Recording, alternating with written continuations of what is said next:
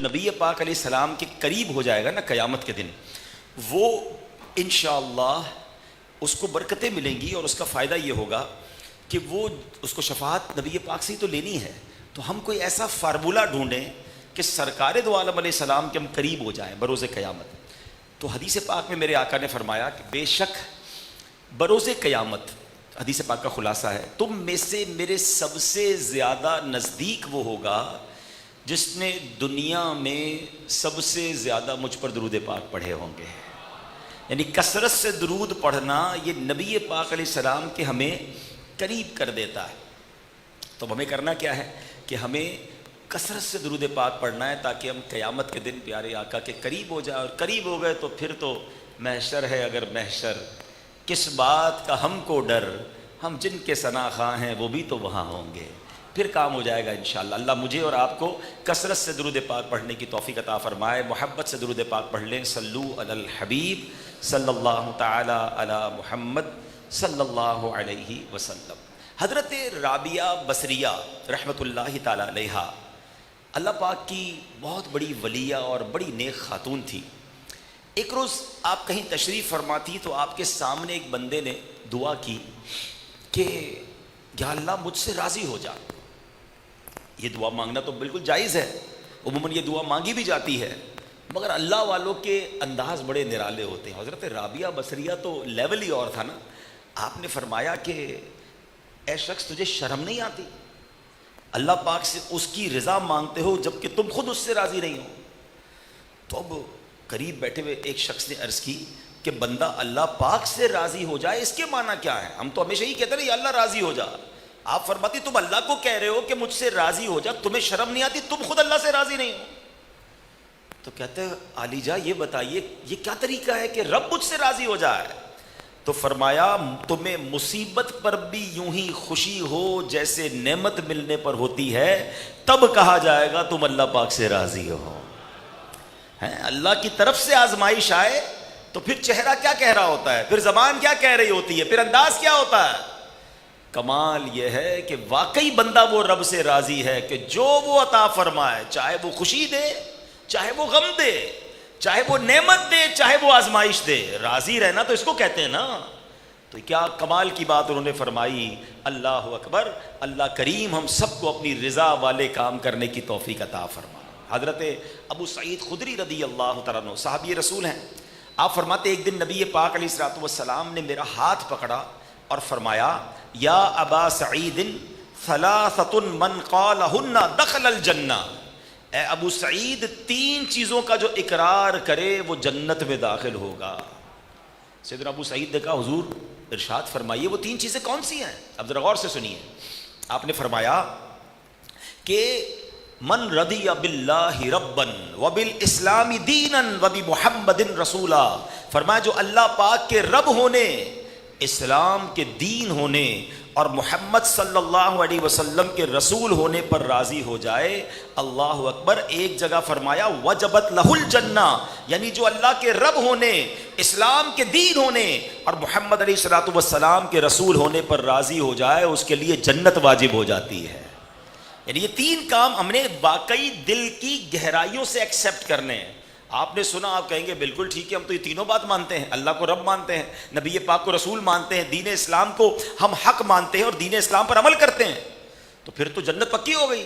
مگر دیر از some definition, اس کے اندر کچھ تفصیل ہے، اب وہ آپ نے سمجھنا ہے۔ پیارے آقا مکی مدنی مصطفیٰ صلی اللہ علیہ وسلم کے چچا جان حضرت عباس بن عبد المطلب فرماتے ہیں رسولوں کے تاجدار مکی مدنی سردار صلی اللہ علیہ وسلم نے فرمایا ذاق طعم الایمان من رضی باللہ ربا وبالاسلام دینا وبمحمد نبیا، یعنی جو اللہ پاک کے رب ہونے، اسلام کے دین ہونے اور محمد علیہ الصلوۃ والسلام کے نبی ہونے پر راضی ہو گیا، اس نے ایمان کی حلاوت کو پا لیا، ایمان کی لذت کو پا لیا۔ اب بڑی اہم بات سمجھیے گا، اللہ کریم نے ہماری زبان میں بلکہ ہمارے اعضاء میں بھی محسوس کرنے کی، چکھنے کی، ٹیسٹ کی صلاحیت رکھی ہے۔ گرم چیز کو ہاتھ لگائیں تو پتہ چل جاتا ہے یہ گرم ہے، ٹھنڈی کو ہاتھ لگائیں تو ٹھنڈی پتہ چل جاتا ہے۔ حواس خمسہ کہا جاتا ہے نا، ہمارے سننے میں، ہمارے سونگنے میں، ہماری زبان میں، ہماری ٹچنگ میں، ہماری آنکھوں میں ہمیں فیلنگز محسوس ہوتی ہیں۔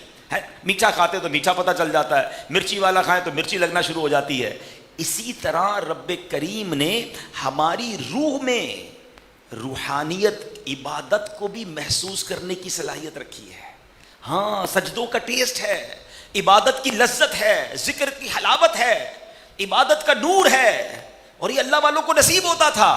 اب اگر ہم میں سے کوئی ایسا ہے جو نمازیں پڑھ رہا ہے مگر اس کو نماز کا ٹیسٹ نہیں مل رہا, اس کو تلاوت کی روح نہیں مل رہی, اس کو دعا میں رونا نہیں آ رہا, اس کو نعت خوانی میں سرور نہیں آ رہا, وہ جب بھی نیکی کی محفل میں بیٹھتا ہے اس کو بھاگنے کو جی چاہتا ہے, تو اٹ مینس جیسے اچھا یہ کیوں ہوتا ہے؟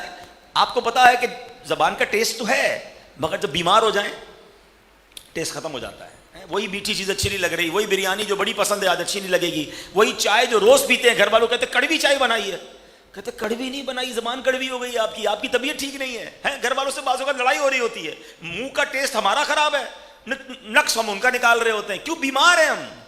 جب ہم بیمار ہوتے ہیں ہمیں کھانے کا ذائقہ پراپر نہیں مل رہا ہوتا. تھوڑا پیچھے چلے جائیں تو کووڈ کے زمانے میں کیا ہوا تھا؟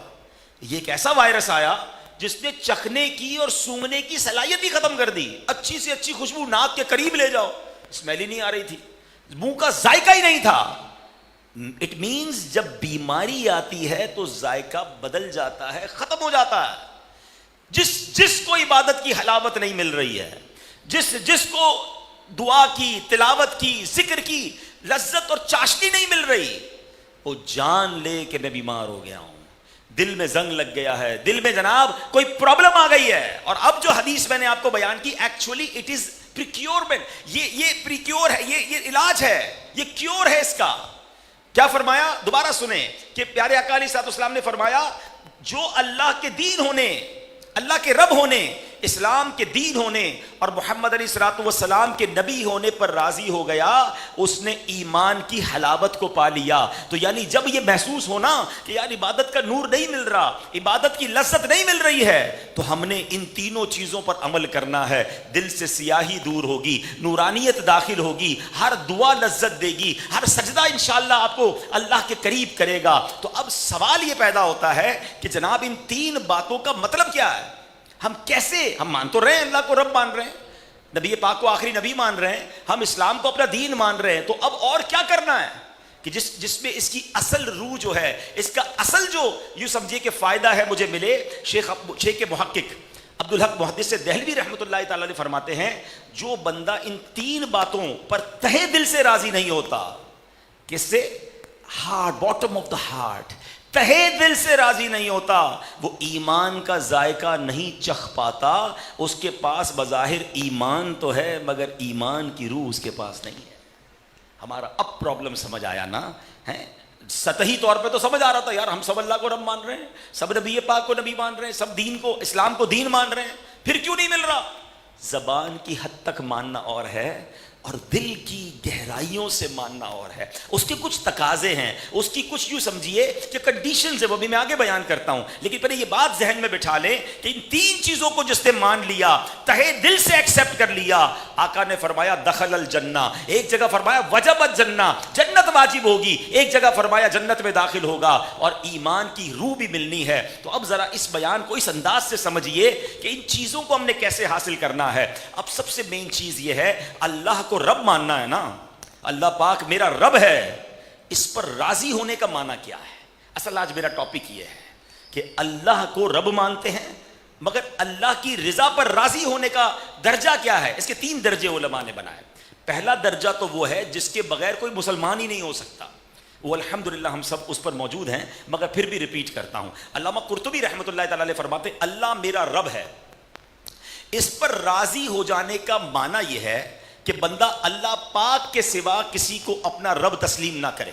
مثلا پتھر, درخت, چاند, سورج, ستارے, اس کے علاوہ تمام چیزیں جن کو مشرکین اپنا رب مانتے ہیں, بندہ ان سب کا انکار کر کے سچے دل سے اقرار کرے کہ اللہ ایک ہے, اس کے سوا عبادت کے کوئی لائق نہیں, وہی میرا رب ہے, وہی مجھے رزق دیتا ہے, وہی مجھے پالتا ہے, وہی مجھے سانسیں عطا فرماتا ہے, وہی مجھے بخشنے والا ہے, اس کے سوا نہ کوئی رب تھا, نہ ہے, نہ کوئی ہوگا. یہ اللہ کو اپنا رب ماننے کا, اس کی رضا پر راضی رہنے کا پہلا درجہ ہے, جس کے بغیر کوئی مسلمان ہو ہی نہیں سکتا. اللہ واحد و یکتا ہے, ایک خدا بس تنہا ہے, کوئی نہ اس کا ہمتا ہے, ایک ہی سب کی سنتا ہے. الحمدللہ ہمارا اس پر ایمان ہے اور اس پر مضبوط بھی رہنا ہے. انفارچونیٹلی, بدقسمتی سے سوشل میڈیا کا دور ہے نا, اب ایسی بحث چھیڑی جاتی ہے, ڈز گاڈ ایگزسٹ, کیا معاذ اللہ ہے, اس پر بحث ہو رہی ہے اور جناب اس کو سوشل میڈیا پہ ڈالا جا رہا ہے. چھوٹے چھوٹے ذہنوں والے لوگ کنفیوز. یہ پوری پلاننگ ہوتی ہے بھائی. اگر آپ نے مناظرہ کرنا بھی ہے تو آپ اکیلے میں بیٹھ کے کر لینا. وہ لوگ جن کے پاس نہ علم ہے نہ دلائل ہے, کیا پتا کسی ملحد کی باتیں سن کر ان کے دل میں وسوسہ آ جائے اور وہ کنفیوز ہو جائیں کہ اللہ ہے کہ نہیں, یہ کیا باتیں ہو رہی ہیں. یہی وہ پلان ہے, یوں سمجھیے کفار کا, کہ مسلمانوں کے دل سے ایمان نکال لیا جائے. اس کے بغیر ایمان کمپلیٹ ہی نہیں نا. اللہ کو ایک ماننا, اللہ ہے, ایک ہے, اس کا کوئی شریک نہیں ہے اور وہی رب ہے. یہ اللہ کو اپنا رب ماننے کا پہلا درجہ ہے. اب دوسرا درجہ, سبحان اللہ, اب سنیے. دوسرا درجہ ہے, حضور داتا گنج بخش علی حجویری فرماتے ہیں, رضا یہ ہے کہ منع و عطا میں دونوں حالتیں دل یکساں کیفیت میں رہے ہیں. مل جائے تب بھی راضی, نہ ملے جب بھی راضی. اللہ اکبر. نعمت ملے تب بھی سیٹسفائی, یعنی اور آزمائش آئے تب بھی مطمئن. اگر کوئی آ کر ہمیں کہے بھائی مبارک ہو تمہاری 1 کروڑ کا انعام نکل آیا ہے, تو ہمارے دل کی حالت کیا ہوگی؟ خوشی سے جھوم اٹھیں گے, چہرہ جگمگا اٹھے گا. کوئی کہے گا بھائی کمال تو ہے, بڑے خوش نظر آ رہے ہو, ارے بھائی یہ فائدہ ہو گیا. اچھا, اس کے برخلاف کوئی آ کر کے تمہارے دکان میں آگ لگ گئی ہے, سامان جل گیا ہے, اب ہماری کیا حالت ہوگی؟ دل کی کیفیت کیا ہوگی؟ غم میں ڈوب جائے گا, ہائے میں لٹ گیا, برباد ہو گیا, چیخو پکار. یہ فرق ہے, یہ وہ لیول نہیں ہے جو یہ اولیاء کرام کا انداز ہے, یہ اللہ والوں کا انداز ہے کہ وہ سکھ میں بھی اللہ سے اطمینان رکھتے تھے, اور اگر کوئی آزمائش آ جائے تب بھی رب کی رضا پر راضی ہیں. اللہ اکبر. یہ اللہ کی رضا پر راضی ہونے کا وہ درجہ ہے جو اللہ اپنے پیاروں کو عطا فرماتا ہے. داتا حضور کے فرمان کا مطلب یہ ہے کہ بندے کی کیفیت ہر حال میں ایک رہے. نعمت ملنے پر جیسے خوشی ہوتی ہے, ایسے نا نعمت ملنے پر بھی اللہ پاک سے راضی اور مطمئن رہے. اسے کہتے ہیں اللہ کے رب ہونے پر راضی ہونا, ہے نا. اب آئی نا بات کہ اصل وہ ریکوائرمنٹ کیا ہے. جنت واجب ہو جائے گی نا کہ اللہ کو اپنا رب مانے. اللہ اکبر. ایک بات یاد رکھیں, بچپن سے سنتے آ رہے ہیں, اچھا سنتے سب ہیں, پڑھا ہے لیکن اس کی پریکٹس نہیں ہے نا. کیا پڑھا تھا؟ والقدر خیرہ وشرہ من اللہ تعالی. یاد بھی ہوگا بہت ساروں کو. کیا اس کے معنی ہے؟ ہر اچھی بری تقدیر اللہ پاک کی طرف سے ہے. ہمیں نعمت ملے یہ بھی اللہ کی طرف سے ہے, آزمائش آئے یہ بھی اللہ کی طرف سے ہے, مال آئے یہ بھی رب کی طرف سے ہے, غربت آئی وہ بھی اللہ کی طرف سے ہے, صحت ملی وہ بھی رب کی طرف سے ہے, بیماری آ گئی تو وہ بھی رب کی طرف سے ہے. اب جب بندہ اقرار کر چکا کہ اللہ کے رب ہونے پر راضی ہوں, تو اسے چاہیے کہ اللہ کی رضا کے ہر فیصلے پر راضی رہے. اگر نعمت ملنے پر خوش ہوتا ہے تو چاہیے کہ پھر آزمائش پر بھی خوش ہونا.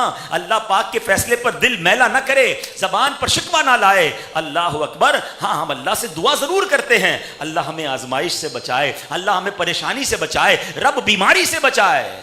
مگر جب اگر آ جائے نا تو اب شکوہ نہیں کرنا, اب اللہ کی رضا پر راضی رہنا ہے. حضرت فضیل بن عیاض کتنے بڑے اللہ کے ولی ہیں. ایک بار ان کے بیٹے حضرت علی بن فضیل, یہ بھی بڑے متقی اور پرہیزگار تھے, ان کا انتقال ہو گیا. جیسے ہی خبر ملی جوان بیٹے کی موت ہوئی ہے, حضرت فضیل کے چہرے پہ مسکراہٹ پھیل گئی.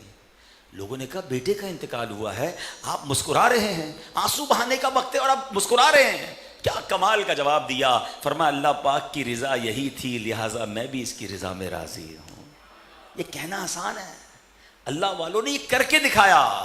اے کاش یہ بات ہمیں سمجھ آ جائے. ہمارا تو حال یہ ہے, گلاس ٹوٹ جائے, ابھی بیٹھے بیٹھے گلاس گر جائے کسی سے, چیخو پکار گھر میں مچ جاتی ہے. لائٹ جناب چلی گئی, اب الیکٹرسٹی بند ہوئی ہے, ہمارے ہاتھ میں نہیں, پھر جناب کچھ نہ کچھ بڑبڑانا شروع کر دیا. ٹریفک جام ہو جائے, پھر لڑائی, موٹر سائیکل پنکچر ہو گئی, موٹر سائیکل کو گالیاں دے رہے ہیں. اللہ کے بندو آزمائش آئی ہے, صبر تو کریں. اگر اللہ نے کوئی مشکل بھیجی ہے تو اس پہ اجر ہوگا, ہمارے گناہ معاف ہونے ہوں گے. مگر ہم یہ روز مرہ کی روٹین یہ ہے کہ قدم قدم پر اللہ کی تقدیر پر اعتراض کر رہے ہیں. قدم قدم پر گویا اسے ناراض کرنے کا سامان کر رہے ہیں. اے کاش ان کے حضرت فضیل بن عیاض کے اس انداز کا کوئی صدقہ مل جائے. پنجابی شاعر کہتے ہیں نا, جے سونا میرے دکھ وچ راضی میں سکھنوں چلے پاوا ہوں, یعنی میرا رب اگر میرے دکھ میں راضی ہے تو پھر میں نے سکھ کا کیا کرنا ہے. یہ بات سمجھنی ہے میرے پیارے اسلامی بھائیوں. اچھا, اب یہ تو ہو گیا ہائر لیول رضا کا, اللہ کی رضا پہ ایسا راضی ہونا. مگر ایک لیول وہ ہے جو تیسرا درجہ ہے, وہ تو ہم سب نے اپنانا ہے, وہ لازمی ہے. اور وہ کیا ہے, وہ سنیے کہ ہر مسلمان کو کم از کم اس درجے پر ہونا چاہیے. حضرت ابو علی دقاق رحمۃ اللہ تعالی علیہ فرماتے ہیں, رضا یہ نہیں کہ بندے کو تکلیف محسوس ہی نہ ہو, بلکہ رضا یہ ہے کہ بندہ اللہ پاک کے فیصلے پر اعتراض نہ کرے. تکلیف پہنچی, مصیبت آئی, چوٹ لگ گئی, کسی عزیز کا انتقال ہو گیا, بیماری آ گئی, آنکھوں سے آنسو نکلے, اس میں کوئی حرج نہیں, لیکن دل میلا نہ کرے, زبان پر شکوے نہ لائیں. شیخ عبد القادر جیلانی غوث اعظم, اے مریدو غوث پاک کے سنو, غوث پاک فرماتے ہیں اللہ پاک پر اعتراض کرنا دین کی بھی موت ہے, توحید کی بھی موت ہے, اور توکل کی بھی موت ہے. یہ کیوں کیا اللہ نے؟ معاذ اللہ, ایسی باتیں کر رہے ہوتے, پتہ نہیں ہمارے ساتھ ہی ایسا ہوتا ہے, پتہ نہیں کون سا گناہ کر لیا, ارے بھائی ہمارے ساتھ ہی سب کچھ ایسا ہوتا ہے, یہ اعتراض ہے. غوث پاک فرماتے ہیں یہ دین کی بھی موت ہے, توحید کی بھی موت ہے, اور توکل کی بھی موت ہے. کدھر سے پھر اللہ کی رضا پر آپ راضی ہو؟ وہ حدیث دوبارہ یاد کر لیجئے, آقا فرماتے جو اللہ کے رب ہونے, نبی پاک علیہ السلام کے نبی ہونے اور اسلام کے دین ہونے پر راضی ہو گیا, اس پر جنت واجب ہو جاتی ہے. آج ہمارا ٹاپک یہ ہے کہ اللہ سے راضی کیسے ہونا ہے, اور اللہ کی رضا کتنی بڑی نعمت ہے. اور جب بندہ رب سے راضی ہو جاتا ہے, رب کے فیصلوں پر راضی ہو جاتا ہے, پھر وہ مالک کریم جو عطا فرماتا ہے نا, پھر اس کی بات ہی نرالی ہوتی ہے. امیر اہل سنت کفریہ کلمات آپ کی بڑی کمال کی کتاب ہے, اگر ابھی تک نہیں پڑھی اسے حاصل کریں, یہ ہمارے ایمانیات کے لیے بڑی ضروری کتاب ہے. کفریہ کلمات کے بارے میں سوال و جواب, یہ کتاب آپ کو dawat-islami.net سے ڈاؤن لوڈ بھی آپ کر سکتے ہیں. آپ ایک جگہ لکھتے ہیں اس میں, اللہ پاک پر اعتراض کرنا قطعی کفر ہے, اور معترض یعنی اللہ پاک پر اعتراض کرنے والا کافر ہے.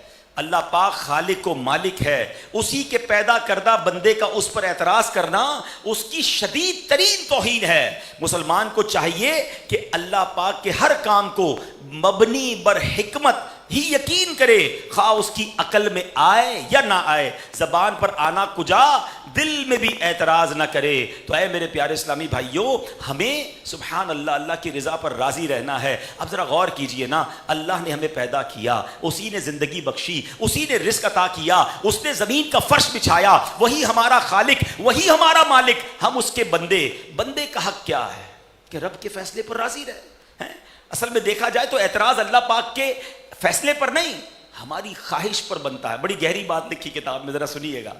فرمایا مثلا اللہ پاک نے مجھے غریب رکھا, یہ اعتراض کرتے نا لوگ, تو اس کے باوجود میرے دل میں امیر ہونے کی جو خواہش ہے نا, ایکچولی خواہش بری ہے. میں خواہش کو کوسوں کہ میرے دل میں خواہش کیوں ہو رہی ہے, میرے دل میں ایسی خواہش ہو ہی کیوں رہی ہے جو رب کی مرضی کے خلاف ہے. رب نے جو کیا ہے وہ بہتر ہے. امام کشیری لکھتے ہیں, تقدیر سے جو کچھ ظاہر ہو اس کے سامنے اپنے اختیارات کو چھوڑ دینا, اسی کو عبودیت, اسی کو بندگی کہا جاتا ہے. اب ایک حدیث قدسی سن لیجئے. وہ لوگ جن کی زبان شکوے سے تر رہتی ہے, یہ بیان غالباً لائیو بھی جا رہا ہے یا بعد میں سنا جائے گا, وہ بہنیں, یہ عورتوں میں بڑا مسئلہ ہے, ہر وقت کمپلین, ہر وقت اعتراض, اللہ نے یہ کر دیا, میرے بچے کو یہ نہیں ملا, میرے گھر میں یہ بچہ کیسے فوت ہو گیا.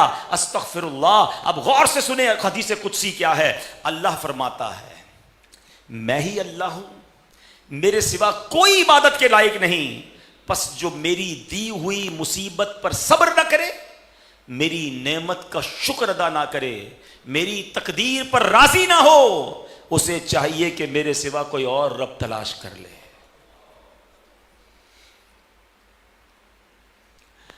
اس کو محسوس تو کرو یار,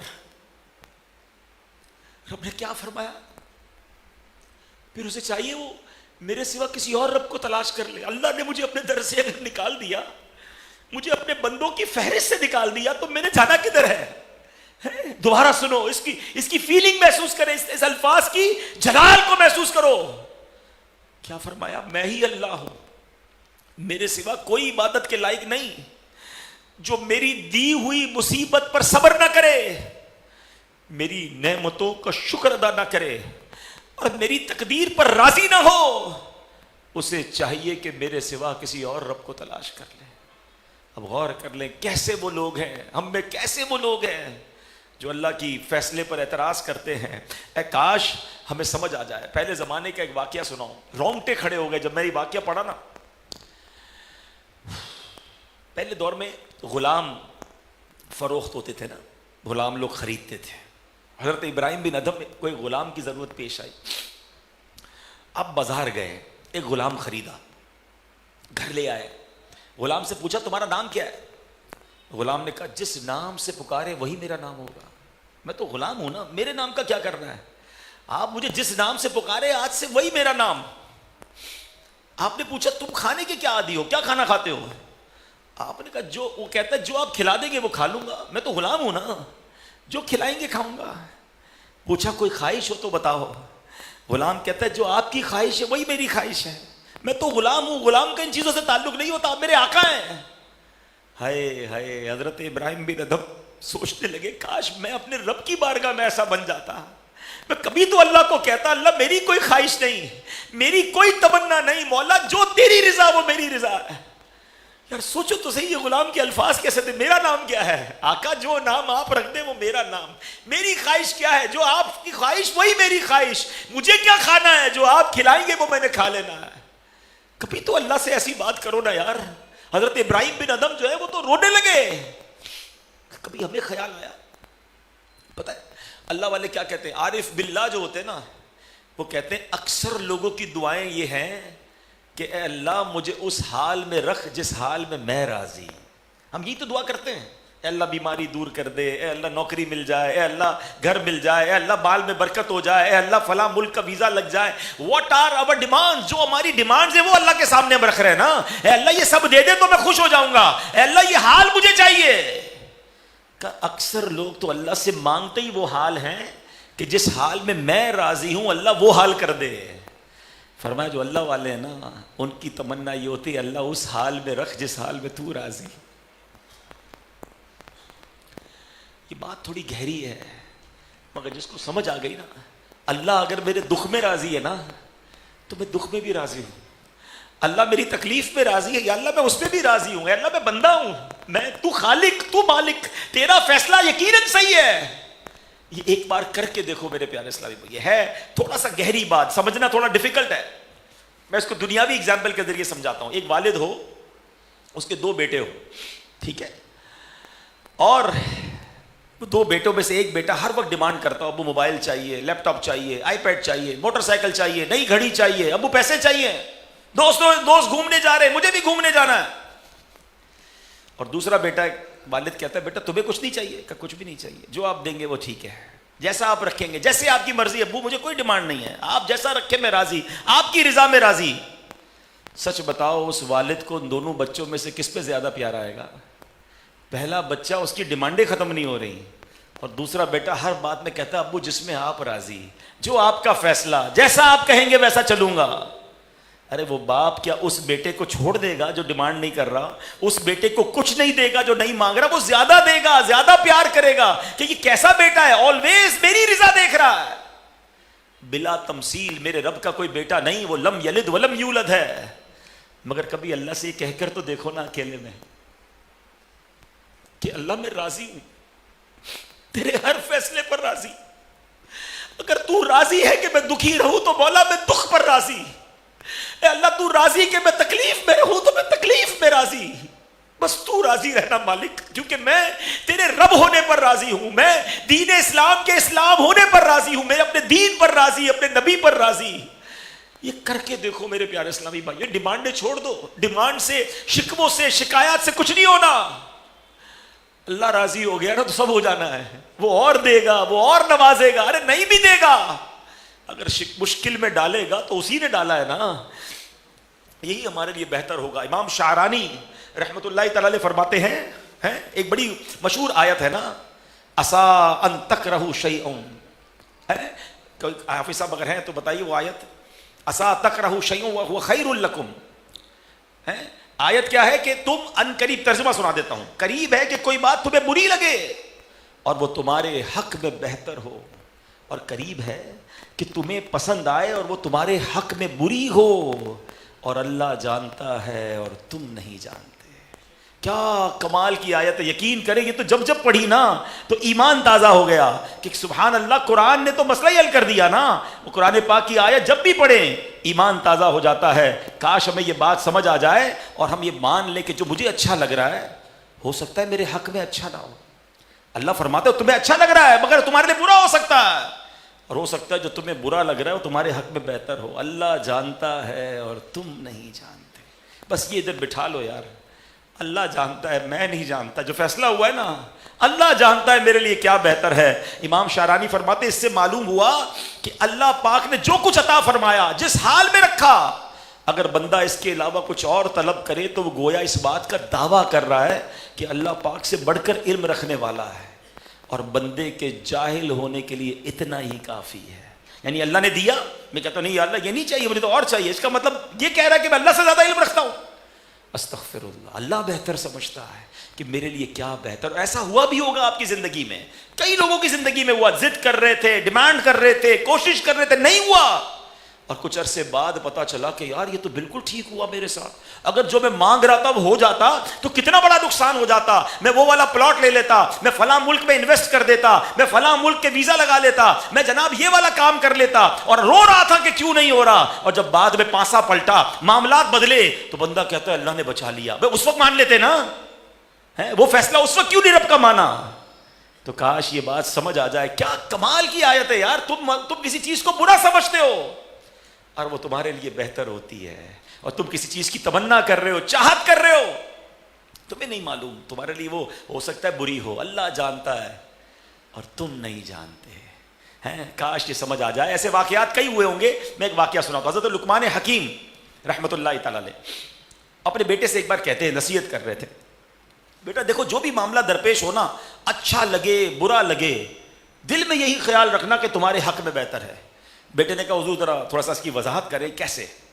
تو کہا ہو سکتا ہے کہ حضرت لقمان نے فرمایا کہ ایک بستی میں اللہ پاک کے نبی ہیں، آؤ ان کی خدمت میں حاضر ہوتے، وہ ہمیں بہتر سمجھا دیں گے۔ کہا چلیں چلتے ہیں۔ باپ بیٹے دونوں چلے، چلتے رہے، سمندر بڑا ریگستان تھا، گرمی شدید تھی، دونوں باپ بیٹے تھک گئے، کھانا پینا بھی ختم ہو گیا اور جانور بھی تھک گئے۔ اب اتر گئے کہ بھائی جانور بھی نہیں چل پا رہے، کھانا پینا بھی ختم ہو گیا، اتنی گرمی ہے، پیدل چلنے لگے۔ جب پیدل چلنے لگے تو دور سے کہیں دھواں نظر آیا کہ چلو اب کوئی گھر بر ہے تو وہاں جا کے کچھ کھانا پینا مل جائے گا۔ جیسے آبادی کے قریب پہنچے تو ایک اور مشکل یہ کھڑی ہو گئی کہ بیٹے کے پیر میں ایک نوکیلی ہڈی گھس گئی اور آر پار ہو گئی۔ بیٹا تھک کے نیچے گر گیا، پیاس بھی ہے، بھوک بھی ہے، گرمی بھی ہے، زخم بھی ہے، اور حضرت نے وہ ہڈی نکالی، پیر پہ رسی پٹی وغیرہ باندھی۔ اب وہ بیٹا کہتا ہے کہ ابا جان آپ تو کہتے تھے کہ جب بھی مشکل آئے تو سمجھنا اللہ کی اس میں کوئی بہتری ہوگی، یہ اب بتائیں نا اس میں کیا بہتری ہے؟ میں تو اللہ کے نبی کے پاس جا رہے تھے، دین سیکھنے جا رہے تھے، کھانا بھی ختم، جانور بھی تھک گئے، گرمی، پیاس، شدت سے زبانیں باہر، زخم سے چور چور، ہائے ہائے ہم تو چلنے کے قابل نہیں، میرے لیے کیسے بہتر ہو سکتا ہے؟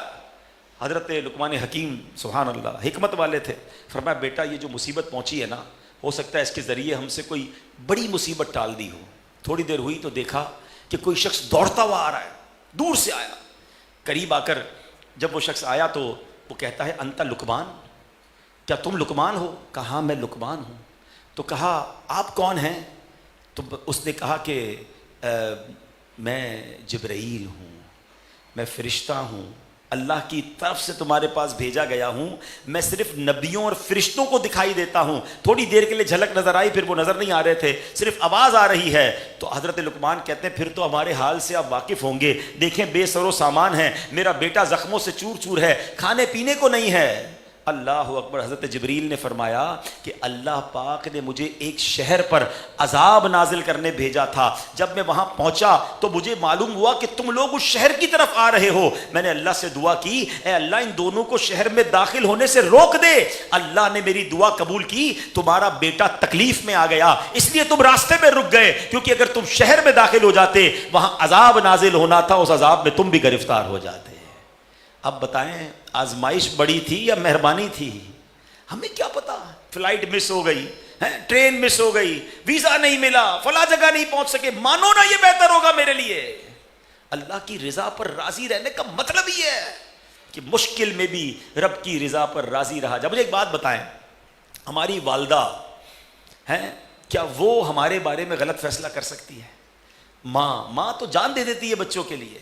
تو جب میرے ماں باپ میرے لیے رانگ ڈیسیشن نہیں کر سکتے، بہتر سوچتے ہیں، تو وہ رب تو ماں سے کئی گنا زیادہ چاہنے والا ہے نا. تو اللہ کے فیصلوں پر یقین رکھا کریں. اب آخری میں کچھ باتیں عرض کر انشاءاللہ بیان کو کنکلوڈ کرتا ہوں. اللہ اکبر. حضرت موسیٰ علیہ نبینا علیہ الصلوۃ والسلام جب فرعون کے پاس گئے نا، تو فرعون نے پوچھا اے موسیٰ تم دونوں کا رب کون ہے؟ اس کے جواب میں حضرت موسیٰ نے فرمایا، اس کا ترجمہ ہے ہمارا رب وہ ہے جس نے ہر چیز کو اس کی خاص شکل و صورت دی، پھر راہ دکھائی. سبحان اللہ. مفسرین نے اس آیت کی کمال کی وضاحت کی ہے، ذرا توجہ دیجئے گا، کمال کے الفاظ ہیں. آپ فرماتے اللہ کریم نے ہر چیز کو ایک خاص مقصد کے لیے پیدا کیا ہے، پھر اس چیز کو ایک صورت بھی عطا فرمائی، اس چیز کو اس کی صلاحیت اور اس کے اسباب بھی عطا فرمائے، اور اس اسباب کو استعمال میں کیسے لانا ہے اس کی ہدایت بھی عطا فرما دی. مثلا آنکھ اللہ نے دیکھنے کے لیے پیدا فرمائی، اس میں دیکھنے کی صلاحیت بھی رکھی. کان سننے کے لیے پیدا فرمائے، اس میں سننے کی صلاحیت بھی رکھی. شکل و صورت بھی عطا فرمائی. اللہ اکبر. یعنی ہر چیز کا ایک خاص کام ہے. کان سنتا ہے دیکھتا نہیں، آنکھ دیکھتی ہے سنتی نہیں. یعنی جس کو جو بنایا پرفیکٹ بنایا، ریزن پرپس کے طور پر بنایا، اور اس کو وہ صلاحیت بھی عطا فرمائی. اب امام شعرانی رحمت اللہ تعالی علیہ اس آیت کی تفسیر میں کمال کی بات فرماتے ہیں. فرماتے یہ آیت تقاضا کرتی ہے کہ اللہ پاک نے اپنی حکمت بالغہ کے مطابق جس کو جو عطا فرمایا ہے وہی کمال ہے. اب جملہ سنیے گا، جس کو جو دیا ہے نا ہم میں سے وہی کمال ہے. نبیوں کو نبوت عطا فرمائی، ان کے حق میں نبی ہونا کمال تھا. ولیوں کو ولایت عطا فرمائی، ان کے حق میں ولی ہونا کمال ہے. علماء کو علم عطا فرمایا، ان کے حق میں علم کمال ہے. غرض جس کو جو عطا ہوا اس کو کمال ہی عطا ہوا. اللہ نے کسی کو کم نہیں دیا ہے، ہر ایک کو 100% اس کی صلاحیت اور اس کی حیثیت کے مطابق ملا ہے. مثال کے طور پہ ایک نرسری کا طالب علم، ذرا مثال سمجھیے گا، آئندہ کے لیے وسوسہ نہیں آئے گا کہ یار میں غریب، یہ امیر، میں کمزور، یہ طاقتور، میں چھوٹے قد کا، یہ بڑے کر کا، یہ میری باڈی کمزور، اس کی باڈی طاقتور. لوگ کمپیر کرتے رہتے ہیں. اب سنو، آپ فرماتے ہیں ایک نرسری کا طالب علم ہے، نرسری میں اس نے امتحان دیا، 100 نمبر حاصل کر لیے، اور کہاں جائے گا وہ پاس کر کے؟ پریپ میں جائے گا، ٹھیک ہے. اور ایک بی اے کا طالب علم ہے، اس نے 100 نمبر حاصل کیے، وہ کس کلاس میں بیٹھے گا؟ وہ ایم اے میں بیٹھے گا. تو کوئی اعتراض کرے گا یار نرسری والے کو 100 میں نرسری سے صرف پریپ میں پہنچا، اور بی اے والے نے وہی نمبر لیے اور وہ جناب ایم اے میں پہنچ گیا. تو کہا کیا جائے گا کہ اس کی صلاحیت ہی اتنی تھی. اگر اس کو الٹ کر دیا جائے کہ نرسری والے کے 100 نمبر پہ اس کو ایم اے کی کلاس میں بٹھا دیا جائے اور بی اے والا 100 نمبر لے اس کو پریپ میں بٹھا دیا جائے، تو سارا تناسب ہی اوپر نیچے ہو جائے گا نا. اس کا مطلب سب کو رب نے پراپر دیا ہے، جس کی جو حیثیت اور جو وہ قبول کر سکتا ہے، جو وہ برداشت کر سکتا ہے، جس میں اس کی رب کی رضا ہے. اب سمجھیے گا، دنیا میں اللہ پاک نے جس کو جو دیا کمال عطا کیا ہے. جو امیر ہے اسے بھی 100% ملا ہے، جو غریب ہے اسے اس کا بھی 100% ملا ہے. البتہ ہر ایک کی قابلیت جدا ہے، ہر ایک کی طاقت جدا ہے. اگر غریب کو 150% دے کر اسے امیر کر دیا جاتا، یا امیر کو 50% دے کر اسے غریب کر دیا جاتا، تو دونوں کا بیلنس آؤٹ ہو جاتا. یہ جناب ان کا توازن ختم ہو جاتا. یعنی جس کو جو رب نے دیا وہی حق اور وہی کمال ہے. حدیث قدسی میں ہے، اللہ پاک فرماتا ہے میرے کچھ بندے وہ ہیں جن کے حق میں غربت ہی بہتر ہے. اگر میں ان کو امیر بناتا تو ان کا حال بگڑ جاتا، اور بعض بندے وہ ہیں جن کے حق میں امیر ہونا بہتر ہے، اگر میں انہیں غریب بناتا تو ان کا حال بگڑ جاتا. یہ ماننا پڑے گا. غریب کے لیے بعض اللہ کی مشیت ہے نا، اس کے لیے غریب ہو سکتا ہے اس کا ایمان چلا جاتا. ایسے کئی لوگ ہیں جو اچانک مالدار بنتے ہیں اور ہم دیکھتے ہیں برے کاموں میں لگ جاتے ہیں، شراب میں، جوئے میں، ان سے قابو ہی نہیں ہو رہا تھا ان کا مال. تو ایسا مال کس کام کا جو مجھے اللہ سے ہی دور کر دے؟ اگر اللہ میری غربت پہ راضی، اللہ میرے تھوڑے پر راضی، تو میں بھی راضی ہیں. اب ذرا سنیے گا، اللہ اب آخری واقعہ ہے جس سے بات مزید کلیئر ہو جائے. ایک بار حضرت عیسیٰ علیہ السلام کسی نہر کے قریب سے گزرے. آپ دیکھا سارے بچے نہا رہے ہیں نہر میں، ایک بچہ بیچارہ نابینا ہے. آپ کو بڑا ترس آیا کہ یہ آنکھ والا ہوتا تو یہ بھی انجوائے کرتا. سارے بچے انجوائے کر رہے ہیں، یہ بیچارہ کنارے پہ بیٹھا ہے، آنکھ نہیں ہے اس کی، نابینا ہے. آپ نے اللہ سے کیا، یا اللہ اس کی آنکھیں عطا فرما دے، اس کی آنکھوں کا نور عطا کر دے. تھوڑی دیر میں اس کی آنکھیں آ گئیں. جیسے ہی آنکھیں آئیں ایک بچے کو پکڑا، اس کو پانی میں ڈبو دیا اس نے. اتنی دیر ڈبو کے رکھا، بچے کا انتقال ہو گیا. دوسرے کو پکڑا، اس کو پانی میں ڈال دیا. ہنگامہ کر دیا اس نے آنکھیں آتے ہی، کیونکہ دیکھا تو تھا نہیں. آنکھیں آتے ہی اس نے جناب بچوں کو پکڑ پکڑ کر ڈبونا شروع کر دیا. اللہ اکبر. حضرت عیسیٰ علیہ السلام فرماتے یا اللہ یہ نابینا ہی ٹھیک تھا، تیرا فیصلہ درست ہے. کسی کو اگر نابینا رکھا ہے، ہو سکتا ہے اس کی آنکھیں اس سے بڑے بڑے گناہ کروانے والی تھیں، اور رب نے یہ فیصلہ فرمایا. تو اے کاش ہم اللہ کی رضا پر راضی رہنے والے بن جائیں، اور اگر کوئی آزمائش آئے، اگر کوئی مشکل آئے، اسے رب کا فیصلہ سمجھیں. یقین کریں ہر مشکل کے بعد راحت ہے، ہر رات کے بعد اندھیرا ہے، ہر تکلیف کے بعد سکون ہے. بس تھوڑے دن ہیں، اس کو سکون سے گزارنا ہے. یہ ایک ٹیسٹ ہے جس میں پاس ہونا ہے. اور یہ تو قرآن میں رب نے فرمایا ان اللہ مع الصابرین، اللہ کی مدد صبر کرنے والوں کو ضرور ملتی ہے. پرابلم یہی ہے، ہمیں ٹیسٹ میں ڈالا جاتا ہے، ہم فیل ہو جاتے ہیں. ہمیں امتحان میں ڈالا جاتا ہے، ہم جناب اس میں ناکارہ ہو جاتے ہیں. حالانکہ یہ امتحان بڑے کمال کا ہے، کیونکہ اس میں وعدے ہیں. پیارے آقا کی ایک حدیث پاک ہے کہ اللہ کریم کی بارگاہ میں کچھ بندوں کا مرتبہ لکھا ہوتا ہے کہ ان کو یہاں تک پہنچنا ہے، اللہ کی بارگاہ میں اتنے اوپر گریڈ تک پہنچنا ہے. اب یہ نمازیں پڑھ کے روزے رکھ کے پہنچ نہیں پا رہا، تو اللہ کریم اس پر آزمائش بھیجتا ہے تاکہ میرا بندہ صبر کرے اور ایلیویٹ ہو جائے، اس کے درجے بلند ہو جائے، وہ وہاں تک پہنچ جائے. مگر وہ بے صبری کر کے، ہم جیسا اگر کوئی ہوگا، پتہ چلا اللہ نے اس لیے مصیبت بھیجی، بیماری بھیجی، کاروبار میں تنگی بھیجی، کوئی اور ٹینشن بھیجی کہ میرے بندے کے درجے بلند ہو جائیں.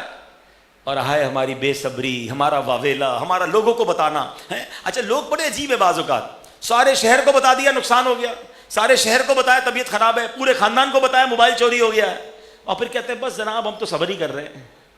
یہ صبر نہیں ہے. آپ نے سنا داتا گنج بخش نے کیا فرمایا کہ مصیبت میں چہرے کا رنگ بھی نہ بدلے، پتہ بھی نہ چلے، یہ ہے صبر. بات کرنا تو دور کی بات ہے، کسی کو بتانا تو دور کی بات ہے. میرا چہرہ، میرا انداز، میری مسکراہٹ کسی کو پتہ نہ چلے کہ اندر کتنا بڑا درد لے کے چل رہا ہے، اس کے ساتھ کتنی پرابلم ہے. میں جانوں میرا رب جانے. ہاں جس دن یہ کیفیت نصیب ہوئی نا، بڑا مشہور جملہ ہے ہماری زبان پر، تقیہ کلام بنا ہوا ہے، اللہ آپ کو صبر جمیل عطا فرمائے. اب اس بھائی کو کبھی روک کے پوچھو بھائی صبر جمیل کس کو کہتے ہیں، تو کہے گا مجھے تو نہیں پتا، کوئی جمیل بھائی ہوں گے انہوں نے صبر کیا ہوگا، سارے لوگ ان کی مثال دے رہے ہیں. یہ صبر جمیل کسی جمیل بھائی کا صبر نہیں ہے. یہ صبر جمیل ایکچولی اس کی جو ایگزیکٹ ایکسپلینیشن ہے نا، وہ یہ ہے کہ مصیبت زدہ اور راحت والے کو دیکھ کر پتہ نہ چلے کہ کون مصیبت میں ہے اور کون راحت میں ہے.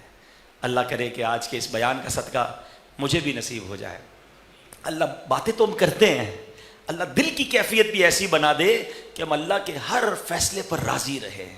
آخری جملہ سن لو، بڑی کمال کی روایت ہے، بالخصوص اس میں غریبوں کے لیے تو بڑا دلاسا ہے کہ نبی پاک فرماتے جس کا مضمون ہے جو اللہ کے تھوڑے دیے پر راضی ہو جاتا ہے، اللہ بھی اس کے تھوڑے عمل پر راضی ہو جاتا ہے. ہائے ہائے، یقین کرو یہ ڈیل مہنگی نہیں ہے، یہ ڈیل مہنگی نہیں ہے. اگر دنیا میں تھوڑا ملے نا، اور اللہ میرے تھوڑے ٹوٹے پھوٹے عمل پر راضی ہو کر مجھے جنت میں ڈال دے، پھر اور کیا چاہیے. یہ دنیا کتنے سال رہوں گا، میں جانے والا ہوں. وہاں نہ ختم ہونے والی جنت ہے. کاش مجھے اللہ ہم سے راضی ہو جائے. اور اس کے برعکس جس کو زیادہ چاہیے یا جس کو زیادہ ملا ہے، اس کو ڈرنا چاہیے کہ اللہ نے تمہیں کروڑوں سے اچھا دیا ہے، تو اب زندگی ایسے گزارے کہ پھر اب زیادہ نیکیاں کرنی ہیں. اللہ نے جب لوگوں سے اچھی لائف دی ہے تو اب زیادہ اللہ کی رضا والے کام کرو. اگر زیادہ حساب مانگ لیا گیا تو جواب کیسے دیں گے؟ بس اللہ سے یہ دعا ہے کہ ہم سے سوال جواب نہ ہو، ہمیں بلا حساب جنت میں داخلہ عطا فرمائے. بڑی مبارک راتیں ہیں، بڑے مبارک دن ہیں. رمضان تیزی سے گزر رہا ہے، دیکھتے ہی دیکھتے آج 22ویں شب آ گئی ہے. عبادت کیجئے، اب فضول باتوں میں وقت نہ گزاریے. ایسا نہ ہو کہ جیسے جیسے دن گزرے ہماری سستیاں بڑھتی جائیں. اسی عشرے میں لیلۃ القدر بھی ہے، ہم نے ان راتوں کو خوب عبادت میں گزارنا ہے، گھومنے پھرنے شاپنگ میں نہیں. پلیز جتنا ہو سکے عبادت میں، دعاؤں میں، ریاضت میں، درود پاک میں، تلاوت قرآن میں گزارے. ہمیں نہیں پتا اگلے سال رمضان ہمارے مقدر میں ہوگا کہ نہیں. اسی رمضان کو آخری رمضان سمجھ کے گزاریں اور اللہ سے بار بار عرض کریں کہ اللہ جن کے روزے قبول کیے، جن کے سجدے قبول کیے، جن کے صدقے قبول کیے، اے اللہ ان مقبولین کے صدقے ہماری بھی عبادت قبول فرما. آمین بجاہ النبی الامین. میں آخر میں دعوت دوں گا، قریب رہتے ہیں آپ لوگ, فیضان مدینہ قریب ہے, ایک عجب سما ہے, 7-8 ہزار افراد وہاں موجود ہیں اور دنیا بھر سے لوگ اعتکاف کرنے آئے ہیں. کچھ تو ہے فیضان مدینہ میں جہاں پورے مہینے کے لیے ہزاروں لوگ آ جاتے ہیں. نہ ہم وہاں لگژری کھانے کھلاتے ہیں, نہ جناب ان کو بڑے لگژری بستر دیتے ہیں, زمین پر سوتے ہیں, سادہ کھاتے ہیں, پھر بھی پورا پورا مہینہ لوگ کیوں آ رہے ہیں؟ کچھ تو ہے نا, ان کو روحانیت مل رہی ہے, اللہ رسول کی محبت مل رہی ہے. اور پھر سبحان اللہ امیر اہل سنت کا دن میں 2 بار دیدار اور مدنی مذاکرہ ہے. تو چلے پورا مہینہ ہم نہیں بیٹھ سکے, آخری عشرہ بھی نہیں بیٹھ سکے, مگر گزارش یہ ہے کہ روز 1-2 گھنٹوں کے لیے فیضان مدینہ جائیں, مدنی چینل پر جو وہاں ہو رہا ہے اس پہ شامل ہو جائیں. کیا معلوم کس کی آمین کے صدقے ہمارا بھی بیڑا پار ہو جائے. میں قبلہ مدی رضا بھائی اور ہمارے حاجی بشیر صاحب اور پوری سیلانی کی انتظامیہ کا شکریہ ادا کروں گا کہ مجھے موقع دیا, بلایا, عزت دی. اللہ آپ کی عزتوں میں اضافہ فرمائے. آمین بجاہ النبی الامین صلی اللہ تعالی علیہ وسلم.